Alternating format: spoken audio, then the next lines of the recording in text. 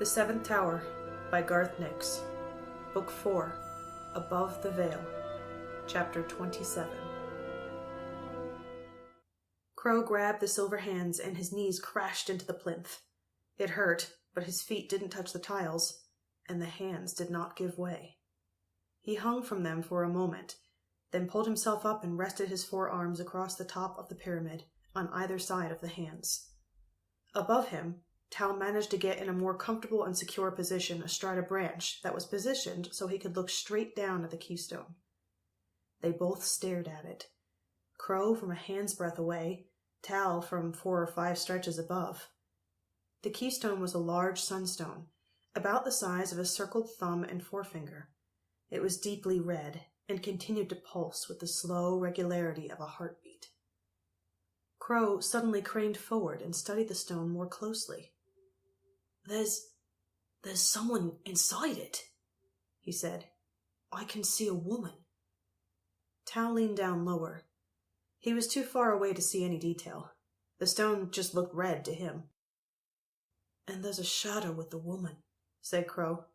Smaller than her, some sort of hopping animal with a long tail. It must be the Guardian, said Tal. Jarnal's cousin, Lokar, and her spirit shadow. What's she doing? Just floating, as if the stone is filled with water. Crow shook his head in bewilderment, and her spirit shadow just keeps hopping in a circle around her. Can you touch the stone? Asked Tal. There had to be some way of getting the Guardian out, or of communicating with her. Crow nodded and transferred his weight to one hand. Then he quickly reached across and tapped the stone. It shifted sideways in the grip of the silver hands and almost fell onto the floor. A moment later, the red light grew in intensity, and a voice came from the keystone. Who wakes me? Who is there? Speak to me!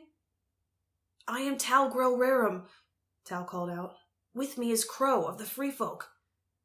Who? Came the voice from the stone. Rerum's son? And Crow? Benham's brother? Yes, answered Crow, surprised she knew of his brother. Are you Lokar, the guardian of the Red Keystone? Asked Tal. I am, said the woman in the keystone. Be quick, and focus my sunstone on the keystone. Red light in the second intensity will release me. Oh, we don't have your sunstone, Tal replied. Can I use mine? Silence answered him, and a suppressed sob. No, Lokar said eventually. I had hoped you had been sent to release me. We would if we could, said Tal. Where is your sunstone? I don't know, replied Lokar. But I used it to unseal the keystone, and it was taken as I did it, so whoever imprisoned me here probably holds it still. Does the veil...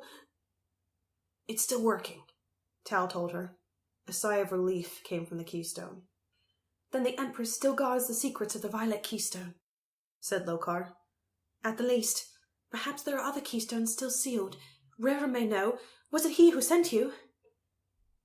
No, said Tal, his throat suddenly dry. We think he is trapped like you, inside the Orange Keystone. How did you get in there? The keystones are sealed to the veil, and the guardians to the keystones, explained Lokar. I came here to tune the keystone, as must be done every year. I unsealed it, but somehow my sunstone was taken from me as I went within. There was no way back without my own stone, and I could not reseal the keystone from inside. Who took your sunstone? Asked Crow. I do not know, replied Lokar. Someone who could pass the barriers and the bells of the tower. Someone with ancient knowledge, a true adept of light magic. The Dark Vizier? Asked Tal. Sushin? Sushin is the Dark Vizier? Asked Lokar, obviously startled. I did not think... Surely the Empress would not appoint someone like him. What is happening in the castle? There's no time to talk about that, Crow interrupted. Can I take the keystone out of here? Yes, said Lokar. But it needs to be here to power the veil. It might be lost or destroyed outside the tower. Leave it here and find my sunstone. I don't take orders from the Chosen, said Crow. He shifted his weight again and reached between the silver hands to take the keystone. "No!" shouted Tal. "Leave it!" Crow ignored him. As he lifted the keystone free, the silver hands opened, palms up. Crow lost his balance. Desperately, he clutched at the plinth with his knees and tried to keep hold of the keystone as well. He failed. One foot slid down the plinth and pressed hard on a red tile. Tal saw it about to happen and jumped at the branch that held the appropriate bell, or what he thought was the right bell. But it was the wrong branch, and even as Tal grabbed the wire, another bell sounded only half a stretch away. The bell jangled discordantly, the sound echoing throughout the room. Then the bell next to it started to sound, and the next. Within a few seconds, every bell in the tree was ringing furiously, save the one Tal had in his grip. He let it go, hung from his hands, and jumped down. Crow was already running to the walkway, the keystone in his hand. Tal followed him. They would have to climb down as quickly as they could before whatever was alerted by the bell came up the stairs. Atris had clearly been asleep as they burst out of the archway. The spirit shadow was lying on the floor of the walkway like a thick blanket of shadow fog, and it took him a few seconds to pull himself together. "What's happening?" he boomed. Tal ignored him and rushed to the rail, ready to climb over. Crow was already there, but he had stopped and was staring down. Tal looked. His heart seemed to stop. Light was pouring out of every window, stark shafts of light spreading in all directions. It grew brighter as he watched, as sunstones inside the tower activated. It was not the light that scared Tal. It was the shadows. Hundreds of spirit shadows were issuing out of the windows. All kinds of spirit shadows, all manner of Ynerian beasts. Most of them were creatures Tal had never seen before outside of a game of Beastmaker, and they were certainly not companions of Chosen. Tal couldn't believe his eyes. The Red Tower was housing free shadows, Ynerian creatures that should not have been there, but were. Now they were all swarming up in answer to the Tree of Bells. Tal shouted, "Adris!" ready to order the spirit shadow to fly them across and away.